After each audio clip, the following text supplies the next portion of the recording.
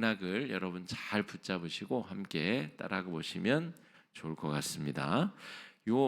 여기 순서지 나온 내용을 제가 여기 적은 거예요. 그래서 요 화면 나오는 건 별로 중요하지 않습니다. 요 순서지 따라오시면서 같이 보시면 좋을 것 같습니다. 자, 야고보서 4장은 우리 1장, 2장, 3장, 4장 계속해서 야고보 사도가 구체적인 이야기들을 하는 것처럼 언어 조심해라. 그 다음에 이 너희 중에 빈궁한 자를 돌보고 살피는 것이 진짜 경건이다. 1장이 그렇게 시작을 하잖아요. 그런 말씀들이 계속 이어지면서 아주 이것이 유대교 율법의 율법주의처럼 이것도 지키고 저것도 지켜라 이런 율법주의처럼 착각하실 수가 있다라고 말씀을 드렸습니다. 그런데 야고보서는 그런 내용이 아닙니다. 야고보서는 율법주의가 아니라 예수를 구주로 믿고 산 사람이 어떻게 율법주의자들과 다른 삶을 선택할 것인가. 그러니까 우리가 예수를 믿고 죽을 때까지를 성화의 삶이다 이렇게 제가 구분을 드렸죠. 그러니까 베드로 전후서 살필 때 정의를 해드렸는데 예수 믿고 변화되는 회심의 단계가 있고 회심한 이후로 개인적 종말 죽음이 올 때까지 성화의 단계가 있고 죽고 난 다음에는 무슨 단계가 있다 그랬죠? 영화의 단계, 영화롭게 변하는 차원이 전혀 다른 차원으로 변하는 영화의 단계로 변하는 이 믿음의 3단계를 우리가 경험하게 된다. 그런데 이 야고보 사도가 지금 편지를 쓰고 있는 대상은 유대교인이었다가 그리스도인들로 회심한 사람들이거든요. 그러니까 이미 평생토록 율법을 준수하는 데에는 아주 이골이 난 사람들입니다. 율법을 어떻게 하면 지킬 수 있는지 아주 도 같은 사람들이에요. 그러니까 예수를 믿는 것도 율법 준수를 하듯이 예수를 믿는 사람들이 많았다는 말이죠. 그래서 야고보 사도는 그렇게 믿어서는 안 됩니다. 유대교에 있을 때처럼 살아가는 것은 그리스도인의 삶이 아닙니다. 그리스도인이 된다는 것은 언어 생활부터 사고방식, 그 마음의 모든 씀씀이가 다 하나님 앞에 내가 어떤 존재여야 되는지를 이제 드러내는 것입니다. 이제 이런 이야기가 쭉 이어지고 있어요. 4장, 5장은 이제 결론 부분이다 말할 수 있는데 야고보서의 결론이라고 한다면 세상과 벗하지 말아야 된다 하는 거예요. 그런데 세상과 벗하다 이것을 유대교적으로 해석해 보자면 이방인처럼 살지 말아야 된다 이렇게 해석할 수 있겠죠. 이방인들은 돼지고기도 안 먹고 피채 먹지도 않고 이런저런 죄를 지으면 제사로 죄를 씻어내고 이런 유대교인들의 길을 따르지 않는 사람들을 이방인들이라고 하는데 야고보서가 말하는 세상과 벗하지 말아야 된다는 것은 다른 의미가 있다는 거예요. 유대교에서 준수하는 그런 이방인과 다른 행동 수칙이 아니라 야고보서가 말하는 변화된 성도의 세상과 벗하지 않는 방법은 다른 것이다. 그것을 오늘 살펴볼 예정입니다. 자, 4장 10절 말씀 같이 한번 읽어보세요. 거기 써 있죠. 읽어보겠습니다. 시작. 주 앞에서 높이시리라. 유대교인에게 하는 말이라면 너희들 더 율법을 잘 준수하고 제사를 잘 지키고 이러이러하게 행해라. 율법을 더 철저하게 준수해라. 이렇게 말했을 텐데 지금 야고보 사도는 예수 그리스도로 변화된 사람은 세상과 벗하고 살지 아니하려면 어떻게 해야 되느냐? 주 앞에서 자기 자신을 낮추라는 겁니다.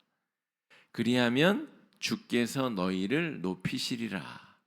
이것이 야고보 사도가 세상과 벗하지 않고 살아가는 비법으로 우리에게 알려주고 있는 겁니다. 자, 세상의 가치관이란 것은 무엇이냐라고 하면 하나님 앞에서 스스로를 높이는 것입니다. 자, 스스로 높인다고 해서 하나님까지 높아질 수 있을까요?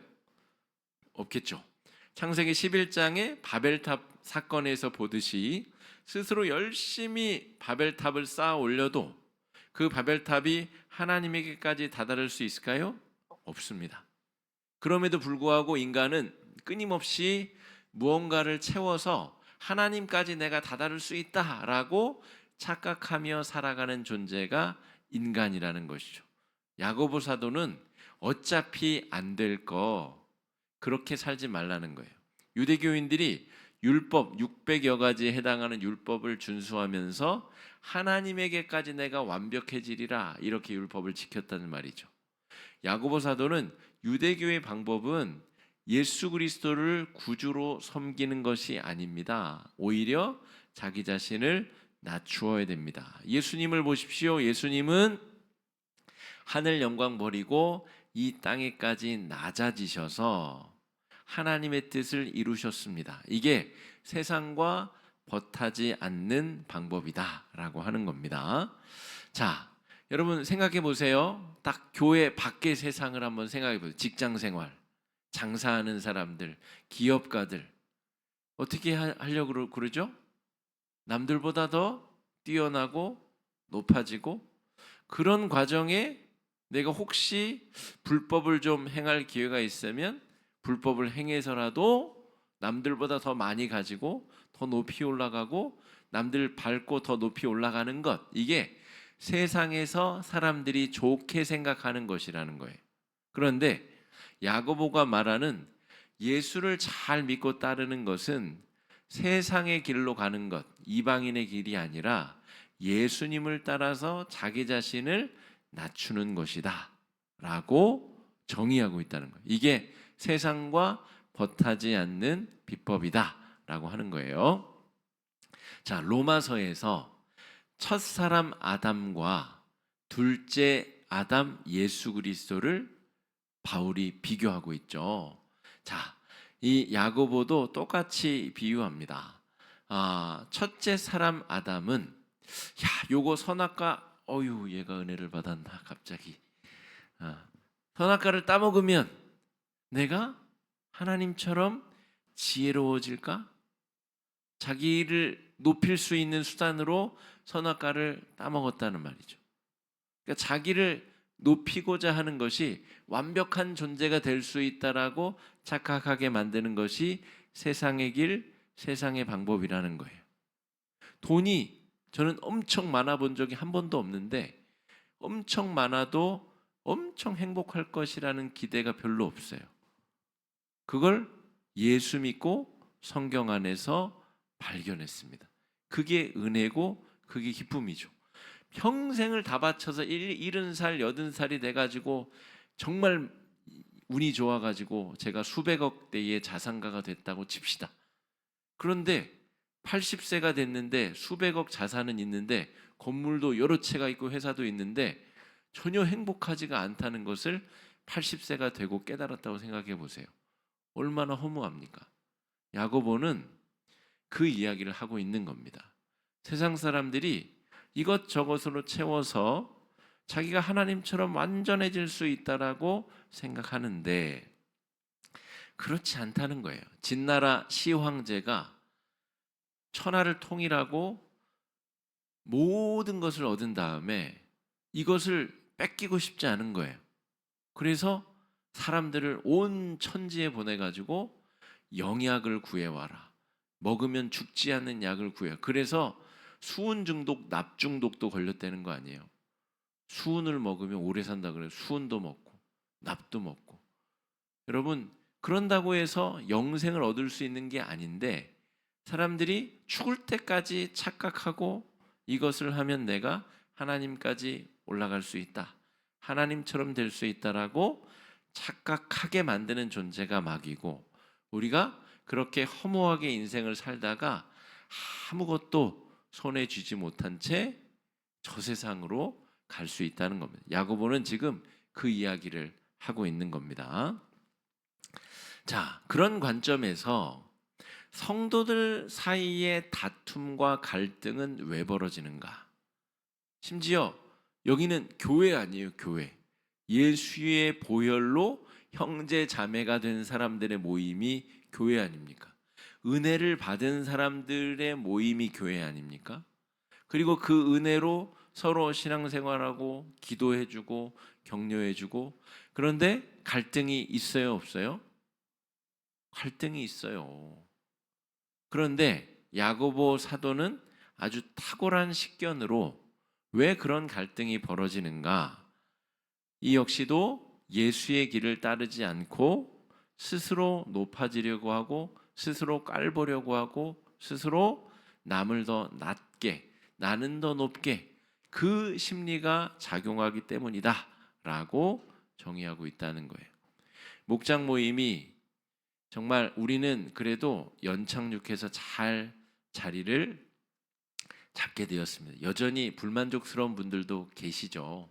목장 모임 가면 또 뭐 섭섭한 일도 벌어지고, 또 남이 뭐 잘된 이야기 들으면 속상하기도 하고 배도 아프고, 또 그런 일들도 있고, 또 정작 그 안에서 사랑의 교제와 또 중보 기도가 이루어져야 되는 자리에서 갈등과 다툼과 묘한 신경전이 벌어지기도 하고, 왜 그러는가? 2025년에 화곡중앙교회 목장 모임을 야고보 사도가 다 살펴보고 말하는 게 아니라 뻔할 뻔짜 그럴 수 있다는 거예요. 사람들 사이의 모임은 아무리 교회라 하더라도, 초대교회에 유무상통 공동체가 있었습니다. 돈이 많은 분은 그 전 재산을 다 교회 공동체에 내어두고, 돈이 없는 자는 그것을 가져다가 필요한 곳에 쓰는 공동체.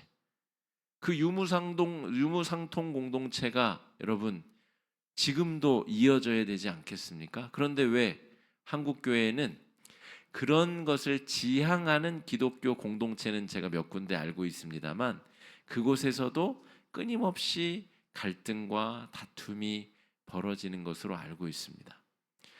그것을 현대화시켜서 그런 기독교 공동체가 있어요. 차도 이런 국민차라고 가지고 조그만 차들을 몇 대 두고 같이 쓰는 거예요. 쓴 만큼 기름 넣어놓고 이제 그렇게 그런 지향점을 가지고 같이 모여 사는 신앙 공동체가 있습니다.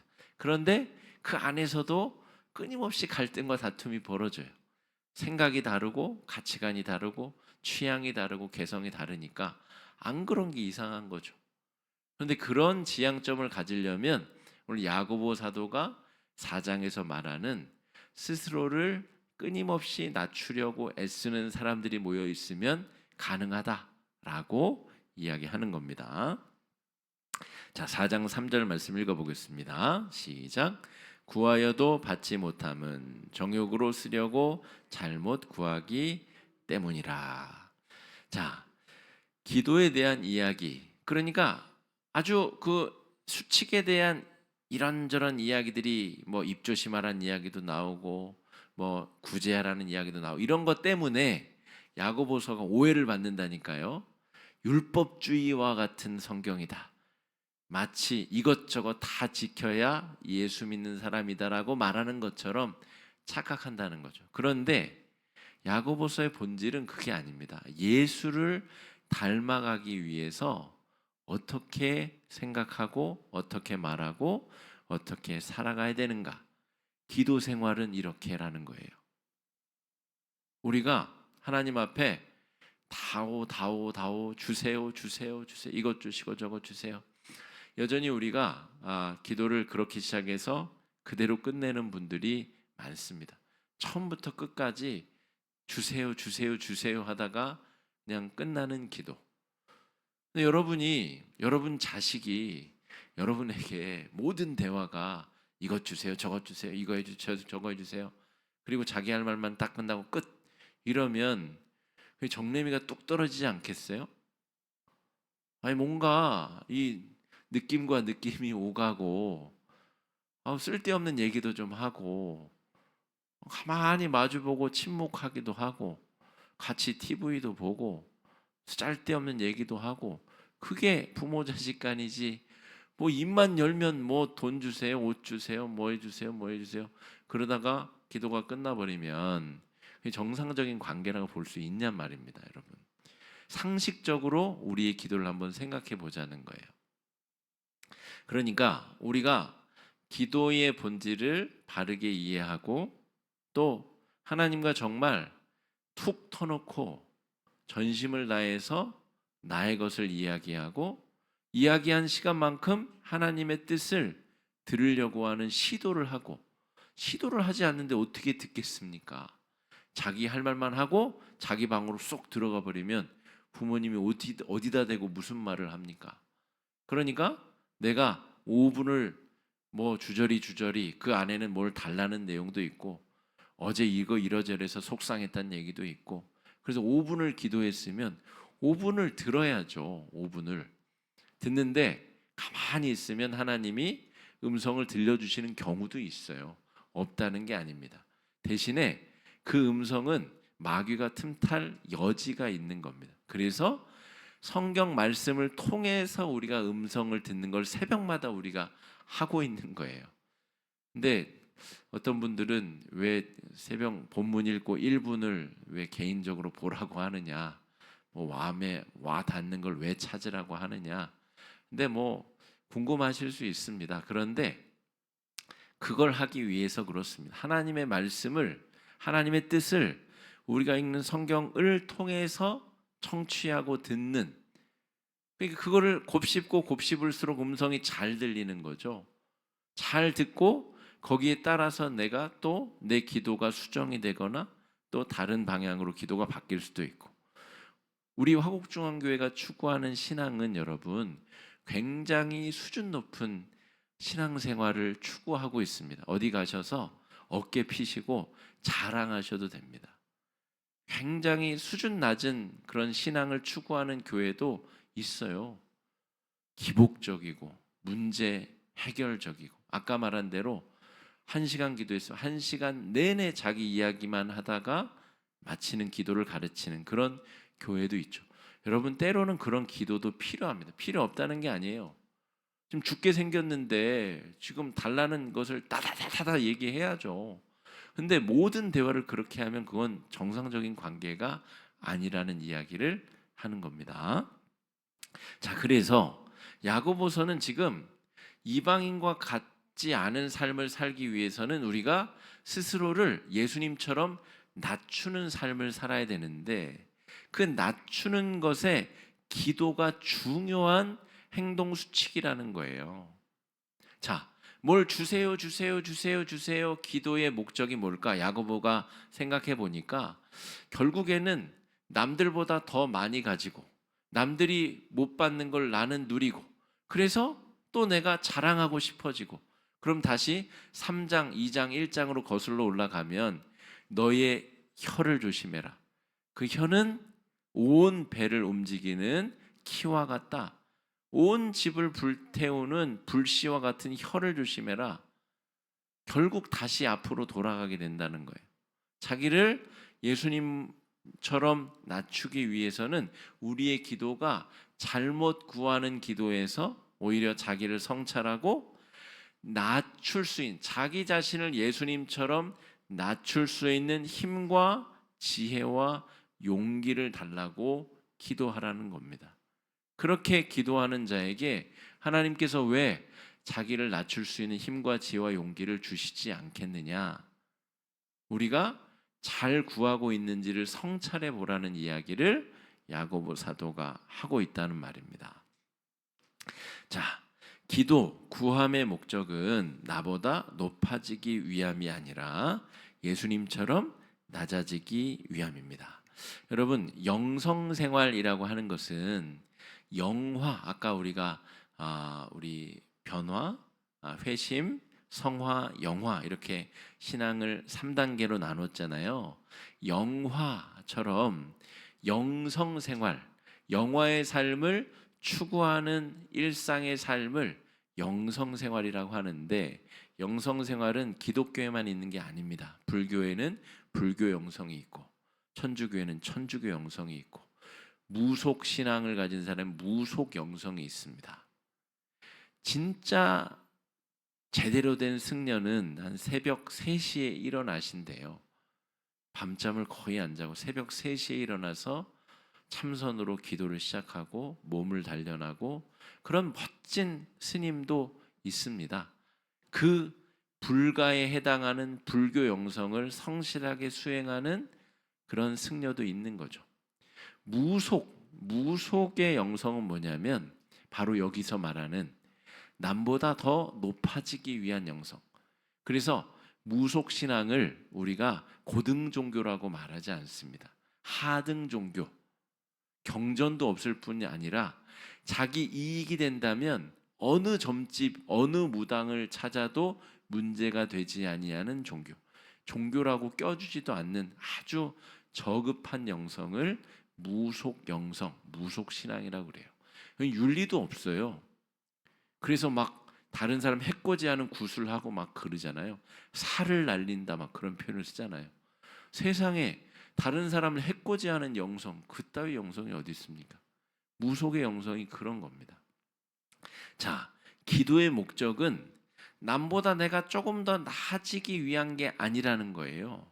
오히려 자기 자신을 어떻게 하면 낮출 수 있을까? 내 본성과 다른 선택을 하려면 에너지가 필요할 것 아니에요.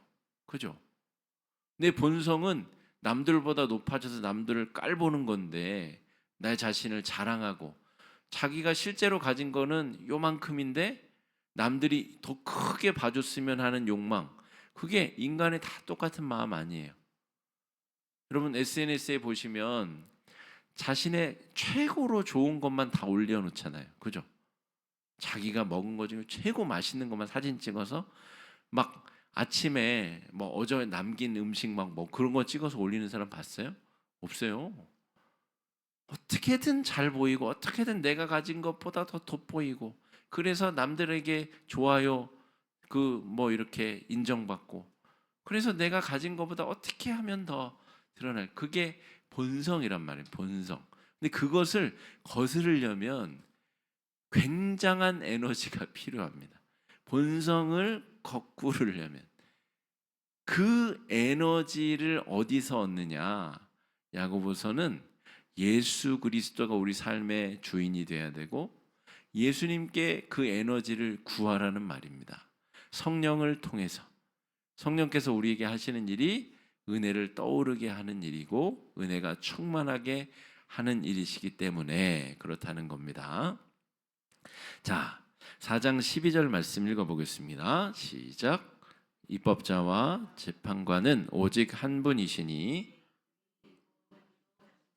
멸하기도 하시느니라. 너는 누구이기에 이웃을 판단하느냐. 자, 4장 12절을 잘 보세요. 야고보서를 이제 정말 하찮게 여긴 우리 루터와 같은 신학자가 영향력이 큰 사람이기 때문에 좀 그렇긴 한데 이 야고보서는 남을 판단하지 말라. 유대교 율법은 남을 판단해서 나를 더 높이는 데 목적이 있거든요. 야, 저 인간 금식도 안 했어. 저 인간 11조 제대로 안 했어. 저 인간 안 하는데 나는 했어. 그러니까 나는 너보다 높아. 이렇게 계급을 나누는 것이 유대교 율법주의의 본질인데 이 야고보서는 남을 판단하지 말라는 거예요. 다른 사람이 나보다 신앙생활을 더 못해도 입법자와 재판관이 누구냐? 우리는 삼법 분립의 민주주의 시대를 민주주의 사회를 살고 있잖아요. 삼권 분립이 뭐죠, 여러분? 입법부, 사법부, 행정부. 입법부는 법을 만드는 사람들, 행정부는 그 만들어진 법을 집행하는 사람들, 사법부는 법이 제대로 집행되지 못하는 사람을 처벌하고 법이 잘 집행되도록 권장하는 곳이 사법부잖아요. 이 세 기관이 철저히 독립돼 있어 서로를 견제하고 서로 한 곳으로 힘이 몰리지 못하도록 그것을 삼권 분립 민주주의 사회라고 부르는데 야고보 사도는 지금 입법자와 재판관이 오직 한 분, 더 정확히 말하면 입법부, 사법부, 행정부 모든 권한이 한 분, 그분께, 하나님께 있는데, 그분은 그래서 살리기도 하고 죽이기도 하고 멸하기도 하고 천지 우주 만물을 창조하기도 하고 주관하시는 분이시다라고 하는 거예요. 근데 너는 뭔데 남을 판단하냐? 그 이야기를 하는 겁니다. 네가 하나님이냐? 우리 4장의 주제를 처음으로 다시 돌아가 보자면, 하나님 앞에서 자기 자신을 낮추는 것이 세상과 벗하지 아니하는 성화의 삶, 성도의 삶이라는 거예요. 이런 삶을 우리가 지향하며 살 수 있겠느냐? 저는 박사학위가 없습니다. 저는 고작 석사학위, 목사가 되기 위한 석사 하나와 공부를 더 하고 싶어서 한 과정에 석사를 하나 더 가지고 있어요. 그런데 한국교회 우리 목사님들의, 제가 없기 때문에 할 수 있는 말입니다만, 한국교회 목사님들이 이 쓸데없이, 진짜 그 공부가 좋아서 학위를 하는 게 아니라 미국에 있는 대학교에 한국어 과정으로 박사 과정을 하셔요. 인터넷으로 한국어 수업을 듣고 박사 학위를 받으셔요. 물론 그 과정도 쉬운 건 아닙니다만, 그러면 한국 대학에서 박사 학위를 하시지 왜 미국에 있는 대학에 그걸 하실까?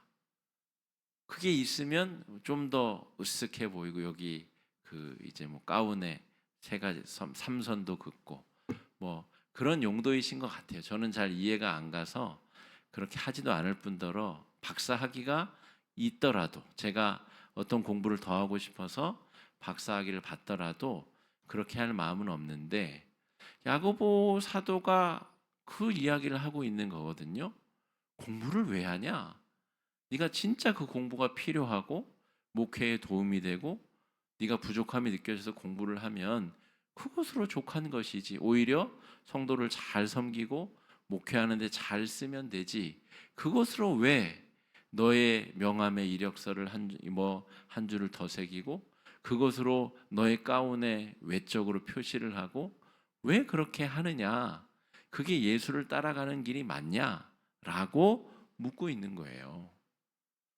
그러니까 거기에 대해서 우리가 묵상하고 답을 하는 것이 우리의 삶이어야 된다라고 야고보 사도가 말하고 있는 겁니다. 이웃을 판단하지 말라 그랬는데 제가 다른 목사님들을 판단해서 죄송합니다. 네. 그래서 하나님 앞에서 스스로 낮추는 기준은 입법자와 재판관 자리를 하나님께 드리는 것이다 라고 하는 거예요. 자, 그러면 아무 말도 하지 말라는 말이냐? 그게 아니라 비판과 조언은 사랑으로 하되, 최종 심판의 자리, 예를 들어서 뭐 스스로 목숨을 끊으신 분들이 있잖아요. 또 여러 가지 사정 때문에 이제 부부의 인연을 끊으셔야 했었던 분들이 있잖아요. 여러 가지 사정도 모르면서 남 얘기를 왜 이렇게 많이 하냐, 그 얘기예요. 그게 결국에는 교회 안에서 분쟁을 일으키고, 너는 그러면 그게 잘났냐? 네 인생 파헤쳐 볼까? 라고 지금 야고보 사도가 이야기하는 겁니다. 입법자와 심판자가 하나님이신데, 조언을 하고 권면을 할 수 있지만 그것도 사랑으로 해야 되고, 근데 네가 뭔데 이래라 저래라 최종 심판자가 돼가지고 교회의 분란을 일으키고 다른 사람을 정죄하고 난리냐, 이 이야기를 하고 있는 겁니다. 이게 진짜 예수를 따르는 길이 맞냐? 야고보가 그렇게 되묻고 있는 겁니다. 그러므로 이 구절 하나하나가 정말 한 달씩 묵상해도 부족할 만한 깊이가 있는 문장들로 야고보서가 채워져 있다는 거예요. 야고보서가 얼마나 놀라운 성경입니까? 그러니까 자, 4장 13절 14절 말씀 읽어보겠습니다. 시작. 들으라, 너희 중에 말하기를 오늘이나 내일이나 우리가 어떤 도시에 가서 거기서 1년을 머물며 장사하며 이익을 보리라 하는 자들아, 내일 일을 너희가 알지 못하는도다. 너희 생명이 무엇이냐? 너희는 잠깐 보이다가 없어지는 안개이니라. 아멘. 자, 4장은 계속해서 하나님 앞에서 자기 자신을 어떻게 낮출 수 있을까? 거기에 집중하는 자가 세상과 벗하지 않은 자이고 예수를 바르게 믿는 자이고 예수의 복음으로 충만한 자이다. 그런 말입니다. 하나님 앞에서 자신을 낮추다 보니 교회 공동체 안에서도 자신을 높이고 드러내는 것보다는 자신을 낮추고 겸손하게 섬기고 겸손하게 행하는 자가 되는 것, 그런 사람들이 모여 있다면 교회가 작은 천국이 되지 않겠느냐, 그 이야기를 연역적으로 계속 지금 하고 있는 겁니다.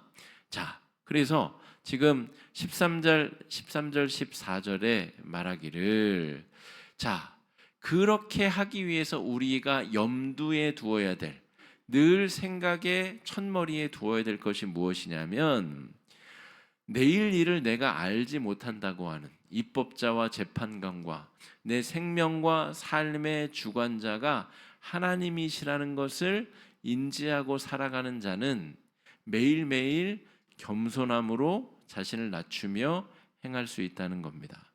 내일이 내 것이다 라고 하는 확신이 있는 자는 예수를 따르는 자가 아니라는 말입니다.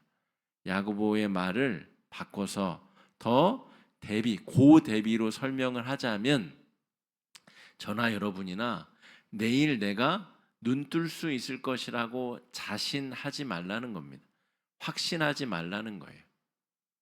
누가 죽고 싶어서 죽는 사람이 몇이나 되겠어요? 재난을 당하고 싶어서 당하는 사람이 몇이나 되겠습니까? 내일 아침이 내 것이라고 함부로 자신하고 확신하지 말라는 거예요. 그런 사람은 지금 여기가 중요하고 지금 여기서 내가 하나님을 어떻게 순종하고 따를 것인가에 집중하게 되는 사람이고, 지금 내일이 어차피 없는데 지금 내가 남들보다 조금 더 돋보이고 남들보다 내가 조금 더 맛있는 거 먹고 그걸 자랑해서 좋아요 더 많이 받고, 그래서 내가 내일 더 자랑하고 싶으면 내일이 없는데 그게 무슨 의미가 있어요? 내일이 내 것이 아니라고 생각하고 살아가는 사람, 이게 야고보 사도가 한 구절 한 구절 우리 현대를 살아가는 우리들에게 아주 중요한 이야기를 하고 있는 겁니다.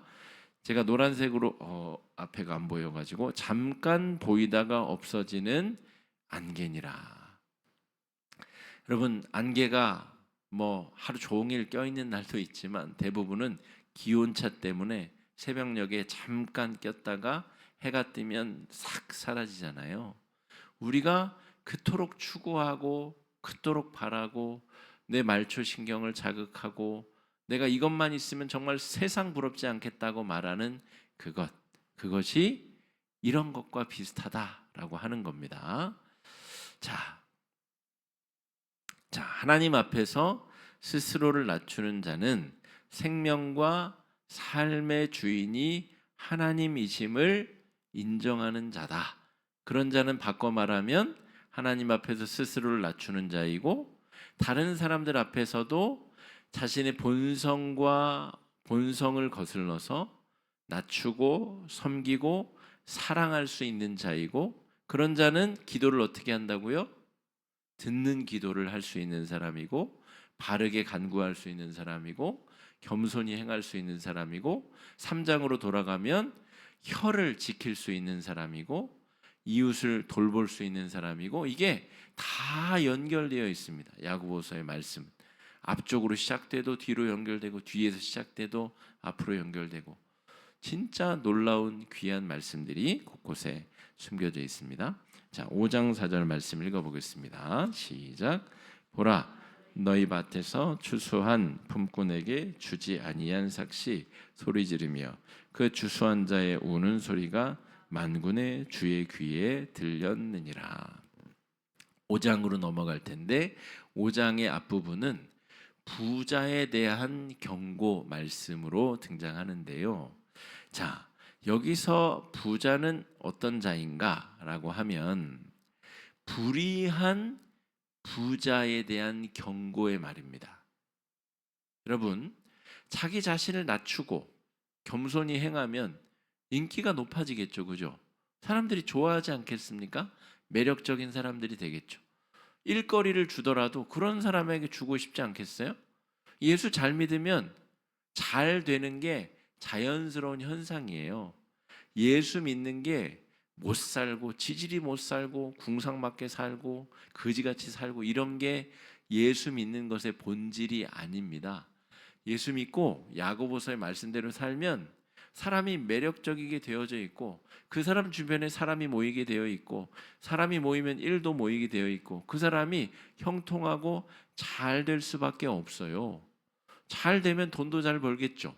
야고보가 말하는 것은 정상적으로 예수 잘 믿고 부자가 되는 삶을 비판하는 게 아닙니다.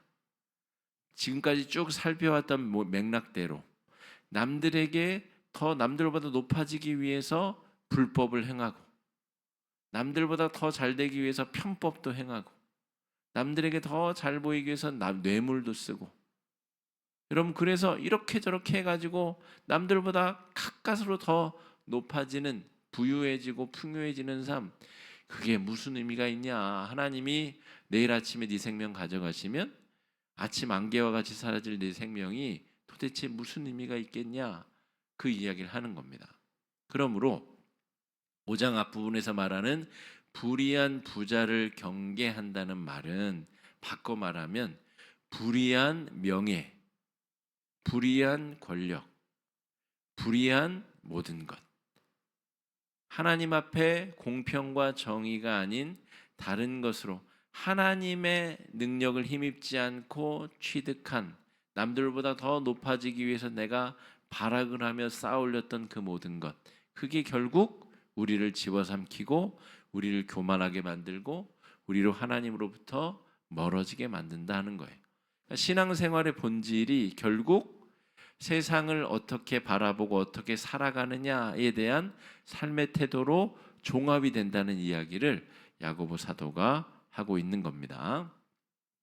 자, 여기서 우리 신학적인 고찰, 우리 야고보서가 말하고 있는 이 신학의 내용이 무엇인가라고 하면 이런 것을 창조 신학이라고 부릅니다. 한번 따라해 보실까요? 창조 신학.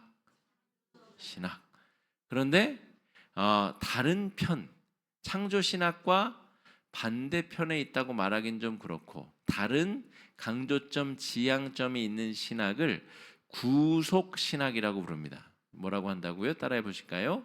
구속 신학. 제가 몇 차례 설명드린 적이 있는데 사도 바울은 이방인에게 복음을 전해야 되잖아요. 그래서 아데네 가서 자, 이 이름 모를 신에게 써 있는 이름 모를 신에게라고 써 있는 이 석상을 보시오. 이 신에 대해서 내가 당신들에게 이야기하겠소. 하나님에 대해서 1도 관심이 없거나 다신교 사회나 여러 가지 복잡한 상황에서 예수를 믿게 만드는 데에 강조점이 있는 신앙을 구속신학이라고 부릅니다. 자, 그래서 구속신학의 관점은 어떻게 하면 한 명이라도 더 많은 사람에게 복음을 듣게 할 것인가? 한 명이라도 더 어떻게 하면 복음의 소리가 들려지게 할 것인가? 우리 일본 다녀온 선교 팀원들이 여기 몇 분 계신데요. 일본에 계시는 선교사님들, 전 세계에 흩어져서 생명과 목숨을 걸고 복음을 전하시는 선교사님들이 보다 강조점을 두고 있는 신학이 바로 구속신학입니다. 어떻게 하면 한 명이라도 더 복음을 전할까? 그래서 발이 닳도록 전도지 나누고 봉사하고 섬기고 밥 먹이고 교육시키고 그렇게 밥 먹이고 교육시키는 도구를 통해서라도 한 명이라도 더 복음을 듣게 만들고 예수의 세례를 받게 만드는 것, 이게 구속신학의 지향점입니다. 그런데 우리나라와 같이 이미 복음이 전해진 지 한 150년 되었고 또 예수 믿는 사람들이 또 한창 부흥기를 지나서 이제 성숙도가 중요한 때가 된 곳, 우리나라와 같은 곳은 이 창조신학이 강조되어져야 됩니다. 그래서 하나님이 이 세상을 보시고 가슴 아파하시는 곳이 무엇일까? 거기에 관심을 갖는 것. 교회라고 모였는데 목장 모임에서 막 시기하고 질투하고 싸우고 서로 미워하고 하나님이 그거 기뻐하실까? 야고보서가 지금 그 이야기 하고 있잖아요. 혀를 조심해라. 말 조심해라. 네가 기도할 때 잘 기도해라. 낮추어라. 그 이야기를 하고 있잖아요. 그러니까 한국 사회에는 창조 신학이 훨씬 더 강조돼야 돼요. 그러니까 선교사님들이 추구하는 신학과 이 일반 우리 맨날 신앙생활하는 성도들을 목양하는 목사, 우리 한국교회 목사들의 지향점이 균형감을 맞추면서 잘 균형을 잡아야 돼요. 때로는 우리 1년 주기에서도 제가 1, 2월에는 구속신학을 강조하죠. 선교팀 막 데려가가지고 온 교회의 선교지에서 경험한 것을 은혜를 막 불어넣고, 또 다른 시기에는 이제 3월부터 4월, 5월, 6월 우리 대신방하는 때에는 이제 또 창조신학을 제가 강조하면서 교회 안에 어떻게 더 성숙한 그리스도인으로 나아갈 것인가, 우리가 기도 제목을 어떻게 하나님 앞에 더 아름답게 돌려드릴 수 있을 것인가, 매일매일의 신앙생활을 어떻게 잘 세워갈 수 있을 것인가, 이 균형감을 잘 찾는 것이 우리 목회자들이 또 해야 될 일이고 또 선교사님들이 잘 해야 될 일들입니다. 자, 그래서 이 한국 교회에는 아주 압축된 이 복음 전파의 시기가 있었잖아요. 그러니까 한국 근현대사 자체가 압축된 시기였고 복음 전도와 교회가 세워지는 과정도 압축되어져 있어. 그래서 갑자기 성장한 데에는 반드시 탈이 나게 되어져 있습니다. 갑자기 급성장하게 되면 좋은 점도 있지만 그에 따른 반작용과 탈이 반드시 있게 되는 거죠. 한국 교회도 이제부터 저와 같은 목회자들이 감당해야 될 뒤탈, 후한들이 많이 있습니다. 이것을 예상하고 목회 여정을 이어가야 됩니다. 앞쪽에 우리가 60년대, 70년대, 80년대 한국교회 대부흥기가 있었잖아요. 애가 안 크다가 한꺼번에 빡 크면 근육통이 오고 통증이 오고 아픈 것처럼, 몸에 질병이 생기는 것처럼, 이제 2000년대에 접어선 우리 후배 신학을 하는 목사들은, 목회자들은 그 뒤탈들을 어떻게 수습하며 더 안전하게 그 큰 무리가 가지 않도록 잘 소프트 랜딩하게 교회를 이끌어 갈 것인가, 그런 고민을 해가야 된다는 거죠. 압축 성장을 하면 모든 게 다 좋은 것 같지만 절대로 그렇지 않다는 것입니다. 자, 야고보서는 그래서 인내하는 신앙을 강조합니다. 믿음으로 기도하는 신앙의 위대함을 이제 마지막 부분에 다루고 있다는 거죠. 여러분, 우리 초대교회 신앙인들은 우리가 예상할 수 없는 심각한 박해와 핍박을 견뎌내었습니다. 그러면서도 자기가 그리스도인이라는 것을 절대로 포기하지 않고 또 예수 그리스도를 저버리지 않았습니다. 우리에게 마지막으로 필요한 것은 인내하는 신앙이다라고 할 수가 있겠습니다. 마지막 맺히게 될 열매를 바라보며 지금 이 농부가 밭을 갈고 나중에 열매를 상상할 수 없는 그 작은 씨앗을 땅에 심으면서 그것을 묻고 또 물을 주고 돌보고 관리하고 김을 메고 그 가운데 나중에 아주 아름다운 의의 열매가 맺어질 것을 상상하면서 지금 인내로 기도하면서 그 시간을 잘 통과해내는 것, 이것이 아주 멋진 신앙의 기본이자 본질이다, 이렇게 정의하고 있다는 겁니다. 여기까지 해가지고 우리가 야고보서 4장 5장 마지막까지 살펴보았습니다. 야고보서는 아주 정말 금쪽과 같은 아주 보배로운 그런 말씀 내용들로 채워져 있고, 특별히 우리 한국교회 성도들에게 더 높은 단계로서의 영적 성숙을 가르쳐주는 아주 좋은 귀한 성경이다 말할 수가 있겠습니다. 여러분, 개인적으로 다시 한번 야고보서를 꼼꼼히 읽어보시면서 내가 어떻게 더 성숙한 신앙이 될 수 있겠는가 한번 또 믿음의 삶을 추구해 보시길 바랍니다. 오늘 4가지 정도 기도 제목 가지고 함께 기도하며 나아갈 때에 첫 번째 기도 제목은 이것입니다. 예수님의 보혈로 거듭난 사람답게 세상과 벗하며 스스로 높아지기를 삼가고 예수님처럼 스스로 낮아지는 삶을 선택하게 해달라고 이 시간에 함께 기도하며 나아가겠습니다. 기도하겠습니다. 사랑해 주님, 은혜를 감사합니다. 하나님 아버지, 이 세상의 사람들처럼 자기 자신을 높이고 사람들보다 자기가 더 높아져서 하나님까지 자기가 높아지려고 하는 악한 마음을 품고 살아가는 사람들처럼 살지 않게 하여 주시옵소서.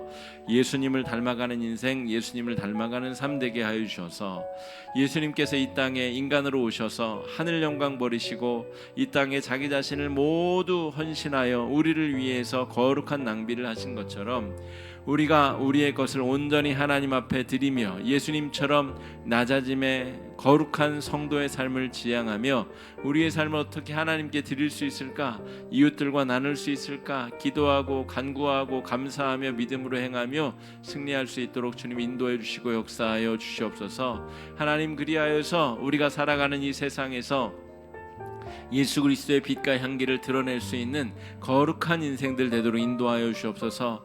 우리가 예수를 기왕 믿고 살아가는 데에 그냥 정말 보잘것없는 그런 신앙이 아니라 하나님께서 인정하시고 기뻐하시고 하나님께서 흡족하실 만한 그런 신앙의 삶을 살아낼 수 있도록 역사해 주시고 인도하여 주시옵소서. 주장해 주시옵시고 함께하여 주시옵소서. 크고 놀라운 은혜와 자비 허락하여 주시옵소서. 두 번째 기도 제목입니다. 우리가 기도하고 간구하는 목적이 스스로 높아지기 위한 목적. 그래서 끊임없이 하나님 앞에 주십시오, 주십시오, 주십시오 끊임없이 뭔가를 달라고만 하는 그런 기도가 되지 않게 예수님처럼 자발적 낮아짐을 선택하기 위한 기도, 내 마음과는 달리 하나님의 뜻에 순종할 수 있게 해달라고 하는 기도, 하나님의 뜻을 따를 수 있는 용기와 지혜와 힘을 달라는 기도, 은혜가 우리 마음속에 가득 넘치게 해달라는 기도를 드리게 해달라고 이 시간에 함께 간구하며 나아갑시다. 기도하겠습니다. 사랑해 주님, 우리의 기도도 변화되기를 바랍니다. 늘상 내 이야기만 털어놓고 하나님 앞에 무언가 달라고만 기도하는 그런 신앙에서 성숙하게 하여 주시옵소서. 내가 말한 만큼 하나님의 뜻을 청종하는 신앙 되게 하여 주시옵소서.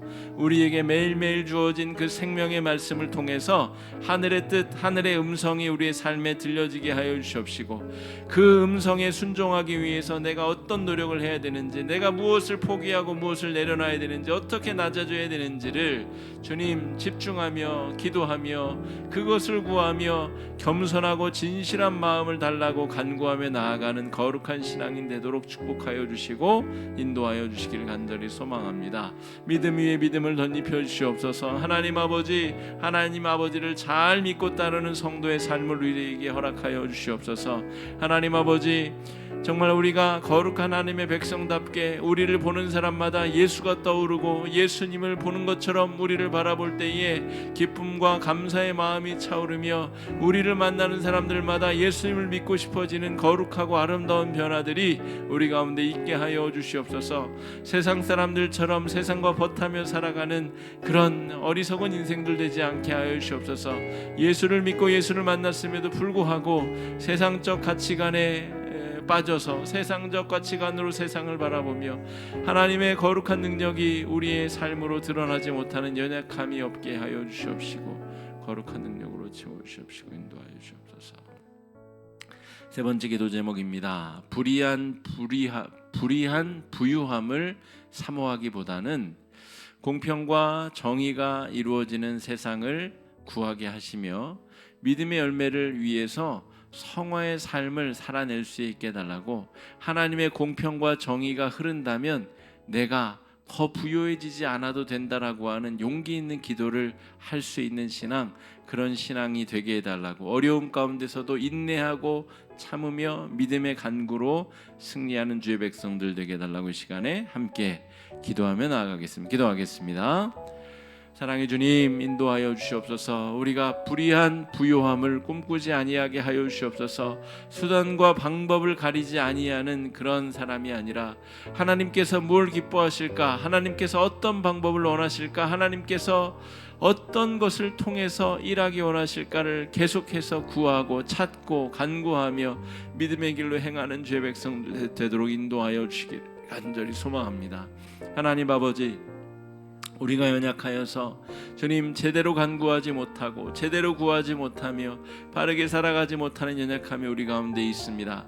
공평과 정의를 행하는 삶을 꿈꾸며 지향하며 나아가게 하여 주시옵소서. 거룩한 의의 열매를 맺기 위해서 성화의 삶을 인내로 완성해 나가는 거룩한 주의 백성들 되도록 축복해 주시고 인도해 주시옵시고 역사해 주시고 함께하여 주시옵소서. 거룩한 하나님의 나라를 추구하며 믿음의 길로 행하며 은혜를 구하며 나아갈 수 있도록 인도해 주시고 역사해 주시고 함께하여 주시옵소서. 그 은혜를 구하며 믿음으로 승리해 나갈 수 있도록 역사해 주시고 함께하여 주시옵소서.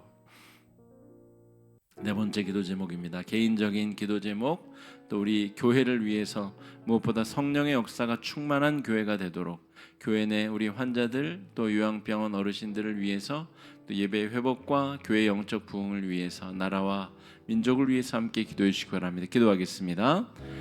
사랑의 주님, 은혜를 감사합니다. 우리 여러 가지 기도 제목 가지고 하나님 앞에 나왔습니다. 무엇보다 오늘 야고보서 말씀대로 예수님을 따라 겸손함과 낮아짐의 삶을 지향하고 꿈꾸며 나아가는 신앙인들 되도록 우리가 기도하게 하여 주시옵소서.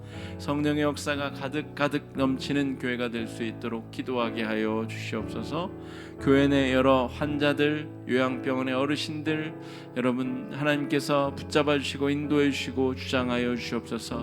주님, 그들의 평생을 주님께서 받으셨사오니 그들의 노년과 그들의 주님 나라 갈 때까지의 여정 주님께서 붙잡아 주시고 함께하여 주시옵시고 인도하여 주시옵소서. 예배 회복이 일어나는 우리 교회 될 수 있도록 인도하여 주시옵소서. 하나님의 나라를 꿈꾸며 하나님의 나라를 이루어가며 하나님의 거룩한 능력을 바라보며 믿음의 길로 행할 수 있도록 인도하여 주시옵소서. 이 나라의 민족 주님 붙잡아 주시옵소서. 주님, 허망하게 무너지지 아니하도록 주님께서 여기까지 지금까지 복 주셨는데 하나님 아버지, 이 나라의 공평과 정의가 바로 서게 하여 주시옵시고 예수님처럼 자신을 낮출 수 있는 자가 지도자가 되게 하여 주시옵시고 하나님의 거룩한 능력과 인도하심으로 하나님의 뜻이 온전히 이루어지는, 하나님의 뜻을 잘 받들 수 있는 온 세계 만방에 복음의 빛을 비출 수 있는 거룩한 민족, 거룩한 나라가 되도록 주님 인도하여 주시옵시고 역사하여 주시옵소서. 하나님의 큰 뜻과 능력으로 말미암아 하나님의 거룩한 능력을 꿈꾸며 바라보며 예수 그리스도를 닮아 사는 아름다운 능력의 삶 우리에게 허락하여 주시옵시고 인도하여 주시옵소서. 하나님 아버지, 우리가 간구하는 모든 제목들 주님 그 속속들이 주님께서 헤아려 주시고 복 주시고 은혜 주신 줄을 믿습니다. 하나님 아버지, 하나님의 뜻에 합당한 기도, 합당한 삶을 구하며 나갈 수 있도록 인도하여 주시옵소서. 사랑의 주님, 야고보서를 묵상하며 우리 신앙의 연약하고 부족한 모습들을 또 살피게 됩니다. 또 하나님의 말씀을 청종하며 하나님의 뜻을 구하는 기도를 드리는 성숙한 신앙인들 되도록 우리의 삶을 복주시고 인도하여 주시옵소서. 주님께서 기뻐하실 만한 거룩한 삶으로 예수의 향기를 드날리는 거룩한 신앙인들의 삶 우리에게 허락하여 주시옵소서. 이제는 우리 구주 예수 그리스도의 은혜와 하나님 아버지의 크고 놀라우신 사랑과 성령님의 감동감화 교통 교제하시는 은혜의 역사가 자기 자신을 하나님 앞에 낮추어 자신을 자랑하고 드높이기보다는 자신의 삶을 어떻게 하나님 앞에 드릴 수 있을지를 고민하고 간구하며 힘쓰며 애쓰기 원하는 하나님의 권속들 머리머리 위에, 그들의 가정과 산업과 일터 위에 이제로부터 영원토록 함께 하시기를 간절히 축원하옵나이다. 아멘.